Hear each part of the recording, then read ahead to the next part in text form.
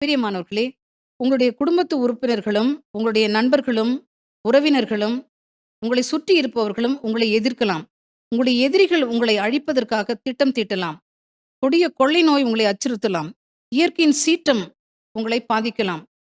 இப்படிப்பட்ட தருணங்களிலே குழம்பி போய் விடாதீர்கள். ஐயோ! எனக்கு பணபலமோ, படைபலமோ, ஆள்பலமோ, என் சுயபலமோ இல்லையே! என்னை காப்பாற்றுவதற்கும், எனக்காக பரிந்து பேசுவதற்கும், எனக்காக வாதாடுவதற்கும், எனக்காக போராடுவதற்கும் யாருமே இல்லையே என்று சொல்லி நீங்கள் அஞ்சாதீர்கள், பயப்படாதீர்கள், திகைக்காதீர்கள். ஒரு கிதியோன் அதைத்தான் சொல்கின்றார். மனாசேயிலே என் குடும்பம் நலிவுற்றது. என் குடும்பத்திலே நான் தான் சிறியவன். எந்த விதத்தில் நான் போய் மிதியானியரோடு சண்டை போட முடியும் ஆண்டவரே என்று சொல்லி அவன் கேட்கின்றான். அதற்கு ஆண்டவர், நான் உன்னோடு இருப்பதால் தனி ஆளாய் நீ வெல்வாய் என்று சொன்னது போல, இன்றும் ஆண்டவர் இப்படி குழம்பி போயிருக்கும் உங்களை பார்த்து, நீங்கள் அஞ்சாதீர்கள். கிதியோனோடு இருந்தது போல நானும் உங்களோடு இருப்பேன். நான்